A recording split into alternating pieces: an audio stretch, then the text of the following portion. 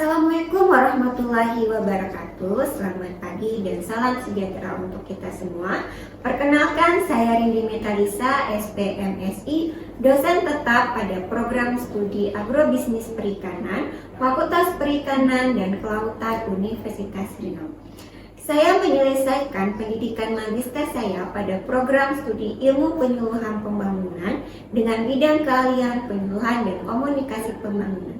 Melalui peran saya sebagai dosen dan peneliti, saya berkomitmen untuk mengembangkan pendekatan-pendekatan partisipatif dalam pendidikan dan pemberdayaan masyarakat perikanan secara berkelanjutan. Dalam video pengajaran ini, saya akan membahas terkait mata kuliah penyuluhan dan komunikasi perikanan dengan menggunakan pendekatan Delivery, Interaction, and Assessment atau DIA. Video ini saya hadirkan sebagai bagian dari pernyataan diri dosen dalam unjuk kerja Tridharma Perguruan Tinggi atau PDD-UKT-PT dalam proses sertifikasi dosen tahun 2025. Mata kuliah yang saya ampu dalam video ini adalah penyuluhan dan komunikasi perikanan dengan bobot 2 SKS dan diberikan pada semester ganjil, tepatnya semester 3. Mata kuliah ini dirancang untuk memberikan pemahaman konseptual dan praktis mengenai proses komunikasi dalam penyuluhan perikanan. Mata kuliah ini membahas terkait dengan konsep, prinsip, dan praktek penyuluhan dan komunikasi dalam konteks pembangunan perikanan. Mahasiswa akan mempelajari dasar-dasar penyuluhan perikanan, falsafah dan strategi penyuluhan, peran penyuluh sebagai agen perubahan, hingga pemanfaatan media teknologi komunikasi termasuk cyber extension. Materi kuliah juga mencakup proses adopsi dan inovasi, serta pentingnya komunikasi yang efektif, visual, dan partisipatif dalam kegiatan penyuluhan yang berbasis kepada masyarakat perikanan. Mata kuliah penyuluhan dan komunikasi perikanan ini memiliki peran strategis dalam mendukung pencapaian-capaian pembelajaran lulusan atau CPL pada program studi agrobisnis perikanan. CPL yang dibebankan pada mata kuliah ini mencakup dimensi sikap, pengetahuan, keterampilan umum, dan keterampilan khusus yang meliputi sikap tanggung jawab dalam keahlian, kepedulian sosial dan lingkungan, penguasaan teori penyuluhan komunikasi dan sosiologi, kemampuan berpikir logis dan inovatif, serta kemampuan membangun jejaring dan mentransfer pengetahuan ke masyarakat pesisir. Untuk mencapai capaian pembelajaran lulusan secara optimal, mata kuliah penyuluhan dan komunikasi perikanan memiliki beberapa capaian pembelajaran mata kuliah atau CPMK yang menjadi panduan dalam proses pembelajaran. Adapun CPMK pertama, mahasiswa mampu menginternalisasi nilai, norma, dan etika akademik dalam kegiatan penyuluhan perikanan berbasis masyarakat. CPMK kedua, mahasiswa mampu menganalisis kondisi masyarakat perikanan dan merancang kegiatan penyuluhan perikanan yang berkelanjutan. CPMK ketiga, mahasiswa mampu menerapkan pengetahuan yang dimiliki untuk menyelesaikan berbagai persoalan masyarakat perikanan melalui pendekatan penyuluhan yang partisipatif dan komunikatif. Materi pembelajaran yang dibahas secara berurutan sepanjang perkuliahan ini meliputi landasan konsep penyuluhan dan komunikasi pembangunan, strategi penyuluhan, peran penyuluh perikanan, komponen penyuluhan perikanan, difusi dan adopsi inovasi, serta pemanfaatan media cyber extension. Dalam mendukung proses pembelajaran pada mata kuliah penyuluhan dan komunikasi perikanan, saya menggunakan berbagai sumber referensi akademik yang relevan dan kontekstual. Referensi tersebut mencakup buku ajar yang disusun oleh tim dosen internal, buku referensi dari penulis nasional dan internasional, jurnal ilmiah terkini, serta hasil-hasil penelitian saya sendiri sebagai dosen pengampu. Semua ini bertujuan untuk memperkaya pemahaman mahasiswa baik dari aspek teoritis maupun praktis, sekaligus menumbuhkan kepekaan terhadap realitas sosial masyarakat perikanan. Mata kuliah penyuluhan dan komunikasi perikanan ini diselenggarakan selama 16 kali pertemuan dalam satu semester. Dari total pertemuan tersebut, 14 pertemuan digunakan untuk pembahasan materi inti, yang mana pertemuan 1 sampai 7 pemaparan materi, pertemuan ke-8 ujian tengah semester, pertemuan ke-9 sampai 15 pemaparan materi, dan pertemuan ke-16 ujian akhir semester. Pembelajaran pada mata kuliah ini menggunakan pendekatan gabungan sinkronus dan asinkronus untuk memberikan fleksibilitas belajar, meningkatkan interaksi dosen dengan mahasiswa, serta mendorong kemandirian, keterlibatan aktif, dan pemahaman yang mendalam. Metode sinkronus meliputi ceramah interaktif untuk menyampaikan konsep dasar, diskusi kelompok melatih berpikir kritis dan kolaboratif, case based menghubungkan teori dengan praktek lapangan, project based learning melalui simulasi penyuluhan atau pembuatan media komunikasi.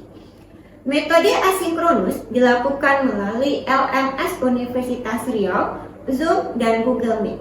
Mahasiswa dapat mengakses materi, video, referensi, dan tugas kapan saja, sesuai dengan ritme belajar masing-masing. Pendekatan ini dirancang agar mahasiswa tidak hanya memahami teori, tetapi juga menguasai keterampilan komunikatif yang aplikatif dalam konteks penyuluhan.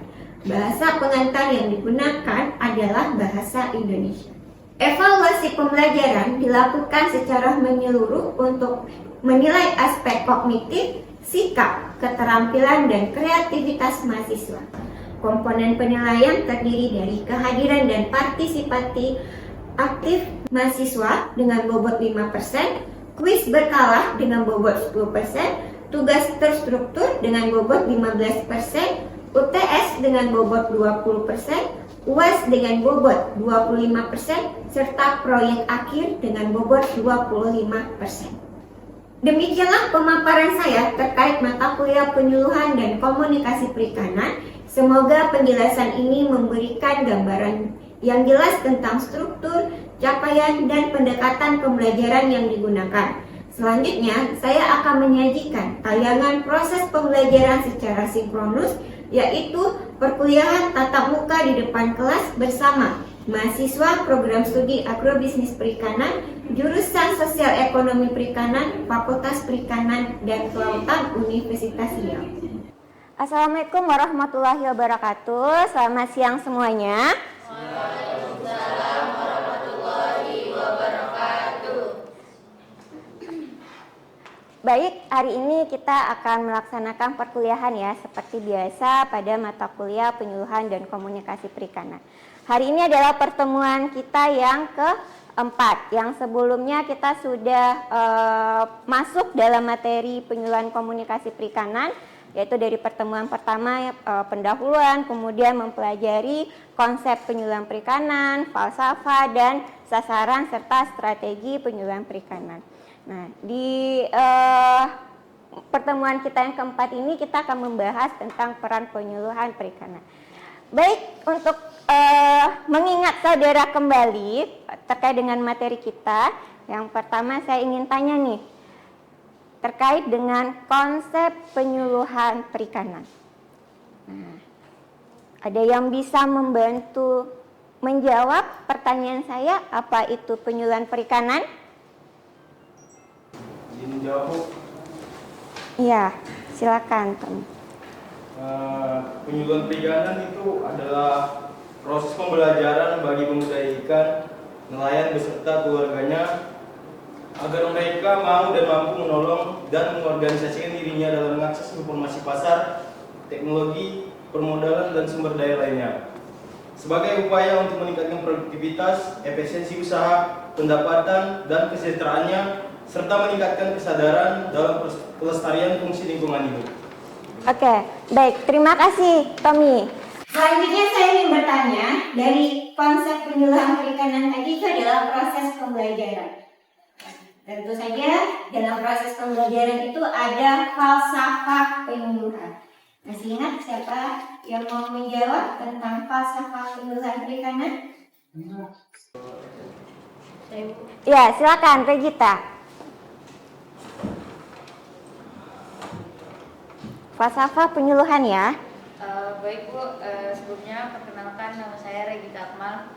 Baik, terkait falsafah penyuluhan perikanan.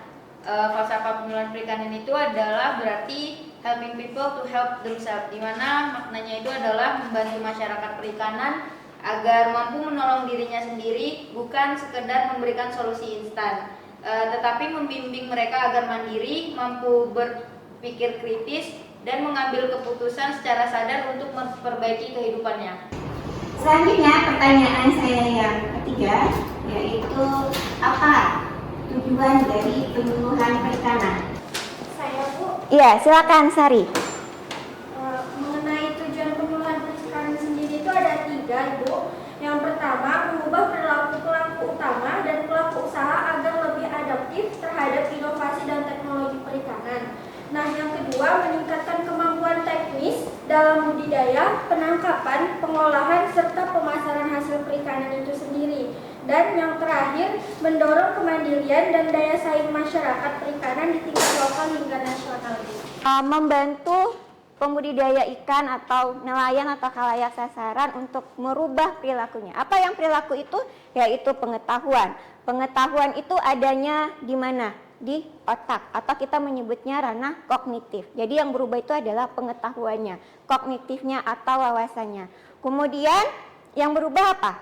Sikap, yaitu afektif. Sikap itu ada di perasaan, ya, di perasaan pembudidaya ikan. Yang awalnya tidak tertarik sekarang menjadi tertarik. Yang awalnya tidak berminat terhadap satu inovasi sekarang berminat terhadap satu inovasi. Kemudian yang ketiga adalah keterampilan. Keterampilan itu adalah tindakan. Nah, tindakan itu adanya di gerakan atau di tangan kita ya. Nah, kita misalnya mau membudidayakan ikan lele. Nah, kita ambil ikannya, letakkan di kolam, kemudian kasih makan, itu adalah tindakan. Jadi penyuluhan itu tujuannya adalah untuk merubah kognitif, sikap, afektif, dan psikomotorik atau keterampilan. Pernahkah membayangkan gimana nasib pembudidaya ikan kalau tidak memiliki akses informasi? Ketika budidaya yang berada di desa terpencil tidak mendapatkan informasi, maka mereka akan menggunakan cara-cara yang kuno, tentunya tidak efisien dan tidak efektif. Jadi diperlukan informasi dari penyuluh tersebut. Oke, baik. Terima kasih Ardika. Kita lihat dari gambar ini. Kenapa si penyuluh ini dia berada di tengah? Jadi nelayan ini punya kebutuhan ya terkait dengan usaha perikanannya, pembudidaya ikan memiliki kebutuhan terkait usaha budidaya perikanannya. Nah, dari kebutuhan-kebutuhan inilah yang nantinya akan disampaikan kepada penyuluh perikanan. Penyuluh perikanan tidak tahu, misalkan tidak punya kepakaran dalam pembuatan pakan. Penyuluh perikanan bisa menghubungi pejabat pemerintah. Dalam arti kata pemerintahan ya, misal pemerintahan ini siapa? Banyak. Bisa itu lembaga pendidikan yang formal, misal perguruan tinggi. Perguruan tinggi itu ada penelitinya. Misalnya dosen-dosen itu kan juga ikut meneliti ya, menghasilkan sebuah inovasi.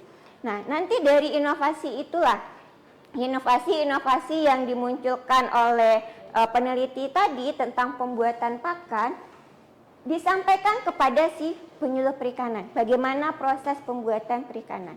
Atau bisa juga penyuluh ini menghubungi peneliti tadi untuk memberikan materi terhadap pembuatan pakan ikan. Nah, itulah peran dari penyuluh perikanan. Kemudian pejabat pemerintah atau pemerintahan.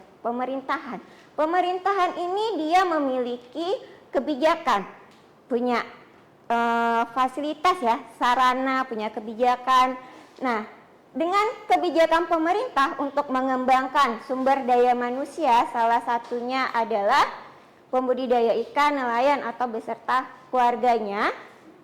Mereka membuat suatu kebijakan, misalnya mengadakan kegiatan penyuluhan perikanan cara budidaya yang baik melalui Dinas Perikanan. Nah, nanti Dinas Perikanan ini membuat suatu kegiatan penyuluhan perikanan di mana penyuluh inilah yang nantinya akan menyampaikan informasi-informasi tersebut. Nah, oleh sebab itu apa yang dimaksud dengan penyuluh?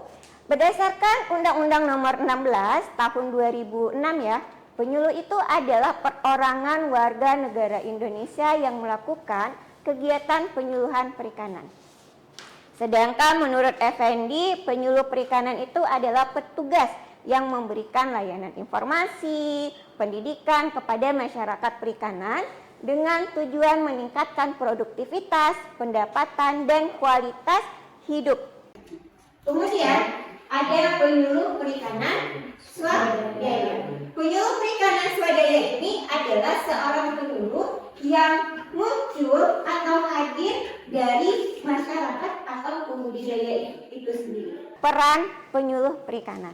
Nah, dari jenis tadi kita mengenal ada 3 jenis penyuluh perikanan. Apa saja peran yang dilakukan oleh penyuluh perikanan? Yang pertama adalah sebagai fasilitator. Fasilitator ini bertindak atau peran penyuluh itu memfasilitasi atau menjembatani kebijakan atau kepentingan dari pemerintah seperti lembaga penelitian, dinas-dinas yang terkait dengan masyarakat perikanan. Jadi dia yang memfasilitasi, mempertemukan antara penyuluh dengan kebijakan pemerintah. Kemudian peran penyuluh sebagai edukator. Nah, edukator itu kan edukasi ya, mendidik. Artinya penyuluh ini bertanggung jawab memberikan pendidikan informal kepada sasarannya, yaitu pembudidaya ikan dan nelayan atau warganya, supaya mereka meningkatkan pengetahuan dan keterampilan masyarakat perikanan. Jadi dalam edukator ini, si penyuluh ini memberikan pengetahuan, memberikan informasi, menyuluh kelompok-kelompok perikanan, melakukan pelatihan dan bimbingan. Dan yang ketiga, itu adalah peran sebagai motivator. Berarti si penyuluh ini juga berperan memotivasi kelompok-kelompok nelayan pembudidaya, ya, pembudidaya ikan dan beserta keluarganya atau khalayak sasarannya. Jadi, oke, kita presentasi nanti. Jadi presentasinya di tempat duduk masing-masing. Dan bagaimana kelompok 1 sudah siap? Sudah. Nanti kita presentasikan habis ini ya. Oke, Bu. Dan bagaimana kelompok 2 hasilnya sudah didiskusikan? Sudah. Oke, nanti dipresentasikan ya hasil diskusinya. Dan nah,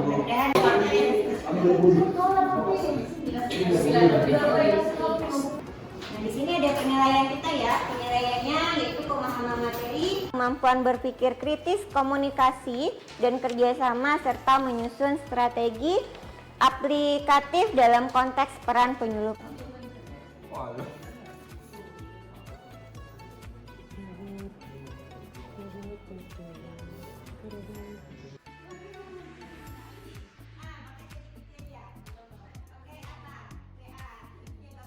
baik, waktu diskusi kita sudah selesai ya. Selanjutnya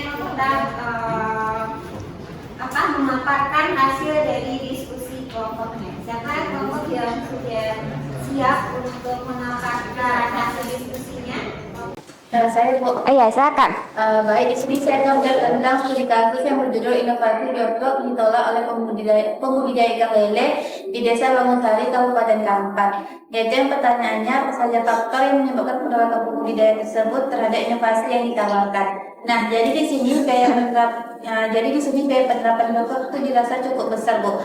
Dan para pembudidaya juga merasa kesulitan dalam mendapatkan sumber modal untuk dalam penerapan biotop ini. Kemudian sehingga jika gagal, pembudidaya tersebut akan merasa sangat rugi dan tidak ada jaminan modal mereka yang akan kembali. Mengenai studi kasus tersebut, kami mengambil jika kami menjadi seorang penyuluh di desa tersebut, pendekatan apa yang akan kami gunakan untuk mendorong adopsi inovasi secara bertahap. Nah, jika kami menjadi seorang penyuluh di desa tersebut, Yang kami lakukan pertama yaitu pemetaan masalah dan potensi yang ada di desa tersebut, di mana saya akan mendengarkan langsung kebutuhan dari pembudidaya tersebut ataupun kelompok yang ada di sana, seperti melakukan wawancara ataupun observasi. Selanjutnya melakukan demonstrasi dan percontohan secara langsung mengenai inovasi kepada salah satu kelompok kecil atau nelayan yang ada di sana, misalnya penggunaan teknologi pakan otomatis dan sebagainya. Nah, selanjutnya kami akan melibatkan tokoh penting yang ada di desa tersebut, seperti ketua kelompok tani atau nelayan serta pelaku-pelaku usaha. Selanjutnya kami akan melakukan pendekatan edukatif untuk seperti kami melakukan pendekatan kepada masyarakat sekitar agar mereka lebih mudah menerima kami di sana. Selanjutnya kami akan melakukan monitoring dan pendampingan, Bu. Terus saya akan memberikan pendampingan rutin, pemantauan hasil dan termasuk membantu menyelesaikan masalah yang terjadi dalam kelompok pembudidaya tersebut. Pertanyaan diskusi kami seperti bagaimana seharusnya seseorang penyuluh bersikap dalam menghadapi penolakan seperti ini. Jadi penyuluhan harus tetap sabar untuk menghadapi pembudidaya ikan lele di Desa Bangunsari, Kabupaten Kampar. Nah, yang kedua itu penyuluh sebaiknya mendengarkan keluh kesah masyarakat di sana, apa keluh kesahnya, apa permasalahan mereka dalam pembudidaya, dan bagaimana cara menanganinya. Sebagai penyuluh kita harus memberikan informasi yang detail atau informasi yang lebih lengkap untuk pembudidaya ikan lele yang ada di Desa Bangunsari, Kabupaten Kampar. Nah, yang ketiga, penyuluhan perlu lebih mendekatkan diri ke pembudidaya ikan agar mereka mendapatkan kepercayaan yang tinggi supaya bisa menyalurkan informasi yang detail tentang inovasi bioflok. Yang keempat, jangan memaksa kepada pembudidaya yang tidak mau mengikuti inovasi ini. Melakukan pemaksaan itu termasuk pelanggaran dan sifatnya itu kasar terhadap pembudidaya ikan lele di Desa Bangunsari, Kabupaten. Sekian. Iya.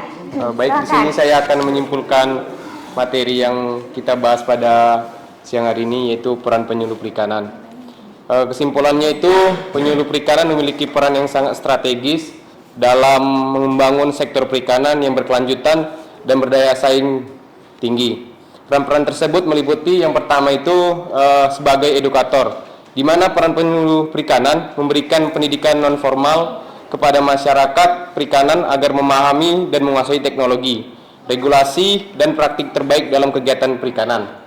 Yang kedua itu sebagai fasilitator, di mana menjembatani masyarakat dengan sumber daya atau informasi, teknologi, kelembagaan, atau permodalan, serta memfasilitasi dialog antar pelaku untuk mendorong partisipasi aktif.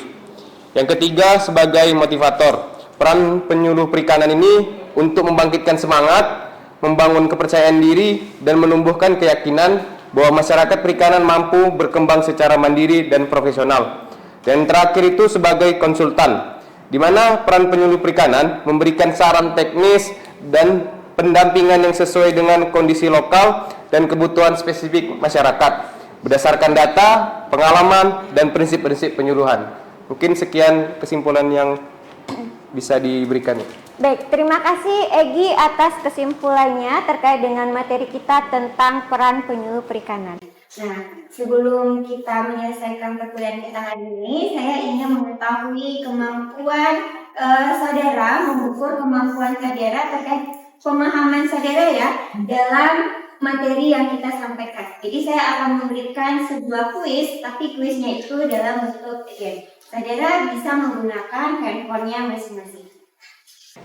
Silakan nanti saudara jawab pertanyaan untuk maju ke jalan berikutnya ya. Gimana cara lihat kotak yang udah kita jawab, Bu? My score. Ini udah. Selesai game kita ya, game kita terkait dengan kuis materi peran penyuluh perikanan. Nah, ini adalah hasilnya, ada yang sampai jawabnya betul semua, dan ada yang salah 1 dan salah 2. Saya menyimpulkan bahwasanya dalam materi ini tingkat pemahaman saudara sangat baik terkait materi kita peran penyuluhan perikanan. Nah, dari proses pembelajaran kita hari ini, saya menyadari banyak kekurangannya ya, tapi saya apresiasi saudara, antusias saudara untuk banyak keinginan tahunya untuk memperbesar wawasannya, untuk memperluas wawasannya. Semoga dengan materi kita hari ini wawasan saudara bertambah, pengetahuan saudara meningkat terkait dengan peran penyuluhan. Semoga materi kita ini bermanfaat bagi saudara dan bisa diaplikasikan nanti ketika saudara sudah lulus di jurusan Sosial Ekonomi Perikanan, program studi Agrobisnis Perikanan. Saya tutup pertemuan kita hari ini. Wabillahi taufiq wal hidayah. Wassalamualaikum warahmatullahi wabarakatuh. Waalaikumsalam warahmatullahi wabarakatuh. Demikianlah video pernyataan diri dosen dalam unjuk kerja Tridharma Perguruan Tinggi atau PDD UKT-PT sebagai gambaran proses pembelajaran yang saya lakukan dalam mata kuliah penyuluhan dan komunikasi perikanan. Video ini mencerminkan komitmen saya dalam mengintegrasikan pendidikan, penelitian, dan pengabdian kepada masyarakat secara nyata dan berkesinambungan, khususnya dalam membangun kapasitas sebagai calon penyuluh dan komunikator pembangunan perikanan.